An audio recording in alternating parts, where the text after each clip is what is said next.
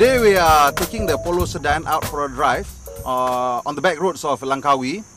It's a combination of dual carriageway and twisty back roads. It's going to be quite revealing because we'll find out for the first time whether this Volkswagen, I know it has a nice German brand, is quite up to mark to the brand itself. I'm quite sure that it is competitive in terms of specifications, in terms of design, and in terms of the price of the car itself. But whether at 99,000, just a shade under 100,000 ringgit, this car can actually live up to the expectations of people who buy Volkswagens, or will they be tapping into a new group of buyers who have no real expectations of what the Volkswagen would be like and are happy to step up into a German brand and enjoy that extra bit of refinement that they're going to get compared to what the Japanese look like. Okay, now I want to talk a bit about the design of the car. Clearly, this is a car that has come from the Volkswagen stable. If you look at the basic proportions, they're very conventional. There's nothing that's too dramatic about it. The surfaces are large and calm, again another Volkswagen trait. The details are clean and crisp, and overall it's a car that is coherent. And while that is good for buyers in the family segment who want something that looks stable, that looks safe, and that is presentable and respectable, maybe younger buyers will need to do a bit of touching up for the car. Maybe bigger wheels, maybe side skirts and stuff like that. But overall, I think this is a design that has struck a nice balance between prestige, between a German premium look, and something that would satisfy younger buyers that they're targeting.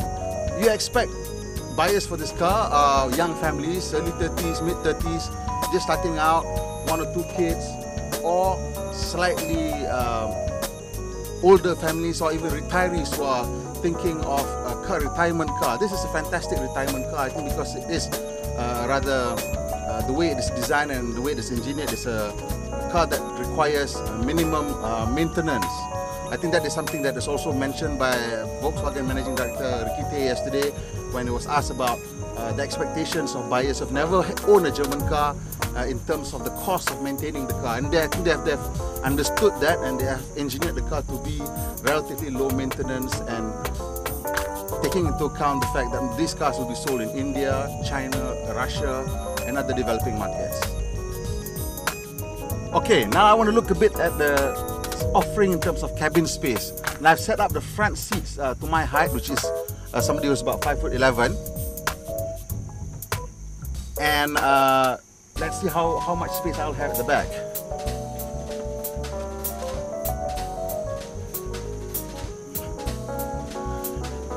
As you can see, sitting upright, I still have one hand width ahead of my knee.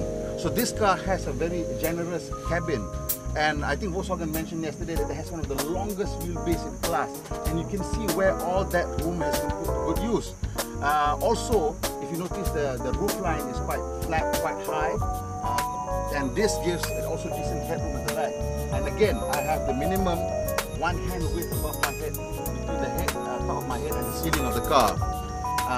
And apart from the fact that it has a lot of leg room, the rear cabin is quite sparsely finished. There's really nothing in terms of center armrest or cup holders or anything. but you get what you get. You get what you pay for. What you get is a car that is decently engineered, up to a certain Volkswagen standard. It is quite beautifully finished. The fit and finish is quite good. It's typical Volkswagen fashion. The material quality is not the typical level that you may expect, because you have to remember that Volkswagen has been selling rather premium models in this market, in our market, in the Malaysian market, up to this date. And even the Polo, which is considered a very basic entry-level car in Europe, is perceived with a premium eye, and it is sold above 100,000 ringgit. And this is the first model that dips below that mark. And so you will have to understand if there are some corners being cut. But again, as a general motoring enthusiast, you as a general driver, I mean, you probably won't feel where the corners are being cut, because they've done it intelligently. They've embellished the interior with just the right amount of bright work to lift it up again to a certain level of premium perception. As Volkswagen has mentioned to us a few times, this car is all about the Volkswagen brand aspiring into a German brand, and about practicality and about value for money. Now, if you look at the boot, it is a very generous boot, has a nice low floor. It can easily take 2 large suitcases. Now we have 3 rather large backpacks, and it will take, I think, as many as even 10 backpacks in the back. So if you are going to be using this car for balik kampung, you'll have room for everything and the kitchen sink.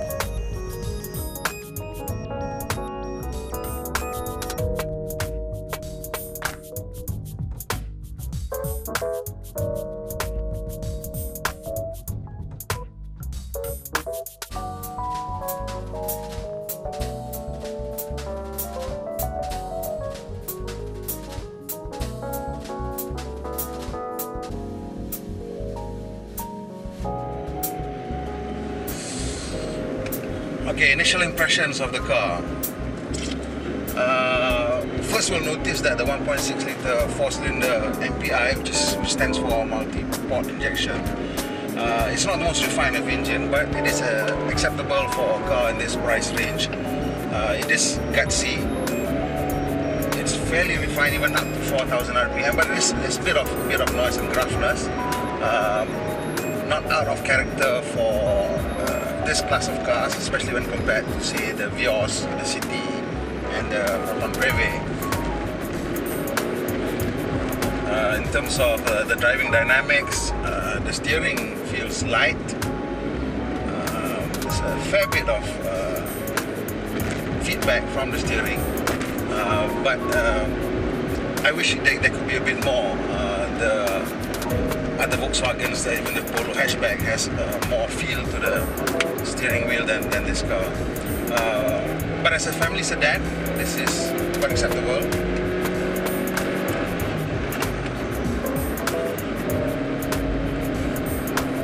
You certainly won't want to rush this car into corners.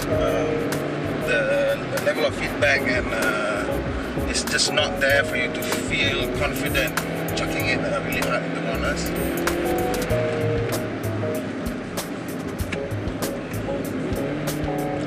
The Tiptronic transmission is a 5-speeder. Shift is not particularly fast, but not particularly slow either. It's middle of the road in terms of the responsiveness. The ratios are well chosen though.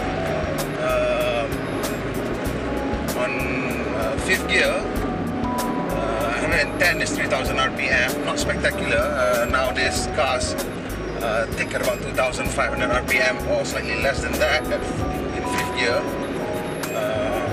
So this gives us a sense of where this car is in terms of its technology offering. This is a car that, if it were sold and offered in the later end of the last century or early 2000, it would have been considered very well engineered. But now it is decidedly a car developed for the developing market, and in that sense it is quite good. But if you compare it to the standard cars that is developed by VW, then you'll understand where they are making concessions to the price. But there are some really nice touches to the car. I especially like the chrome package. I've said that before. The chrome package basically gives you shiny chrome effect finish around all the air conditioning dials, cradles, the main switches on the dashboard, and highlights the features of the entertainment unit. It also gives the main instrument dials, the two main dials, chrome bezel. There's a nice, well-finished chrome surround at the base of the gear shift, and also there's a chrome finish on the gear stick itself. Volkswagen has also gone to some effort to give the car a luxury feel by covering the steering wheel with nice quality leather. Even the gear shift is leather wrapped, and that also goes for the handbrake lever.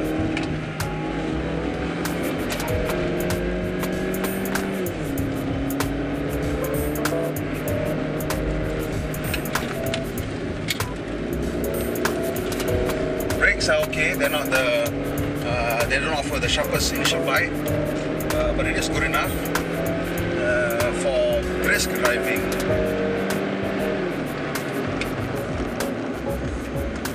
There's enough pedal feel for you to modulate the brake pressure quite accurately, but you do have to put in a bit of effort. Setup is quite has a rather manual and progressive feel, which is nice. It's not over servoed, what I mean.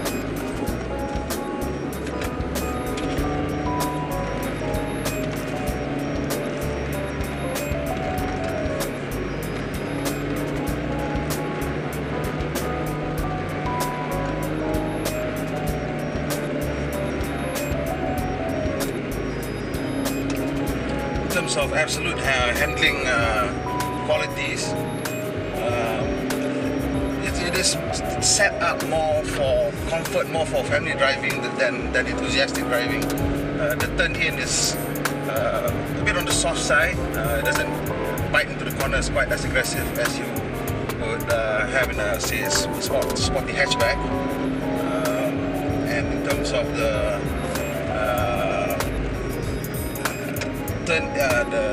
the way it handles in corners, the nose does wash out into understeer quite early, but it happens progressively, so you can feel it coming up, and all you have to do is just lift off because it's been set up to be safe. The tail is not a tail happy car. Doesn't feel like the tail is nervous and ready to get out of shape.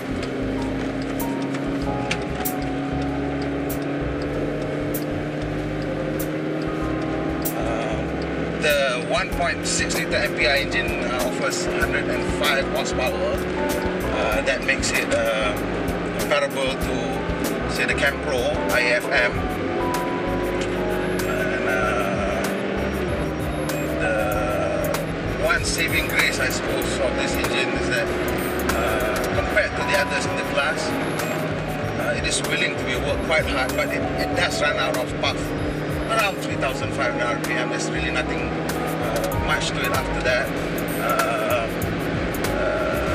But if you do want to, I mean, the torque already washes out by that point in time, so the acceleration is no longer as strong as you'd like it to be. But it is still quite refined. The engine is still willing to go up as high as 5,000 RPM before the noise becomes a bit gruff.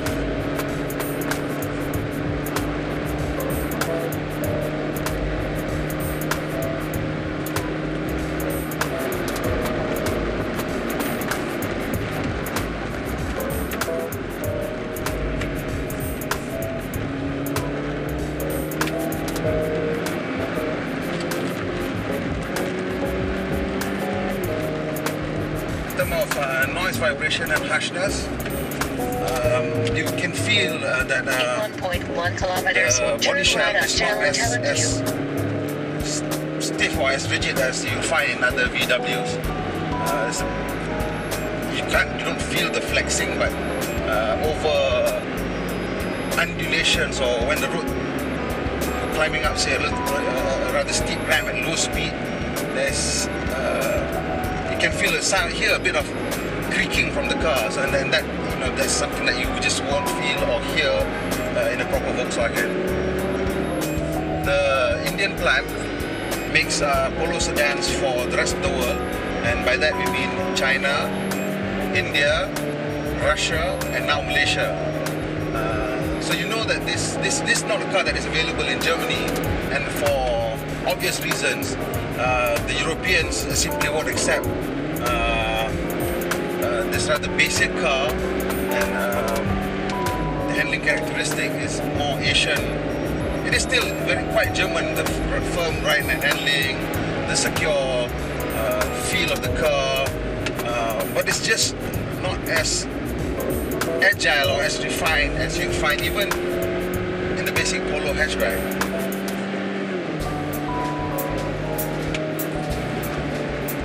On the plus side, the car is rather roomy. The boxy shape allows for a square cabin. It's a very tall roof. There are door panels, thinner, and that gives it more shoulder room in the car. Leg room is also quite decent. If I were to sit behind myself, I'm 5'11", I can sit quite comfortably behind myself for medium length journeys. And the ride quality itself is not harsh, but it is firm. It's typical German fashion.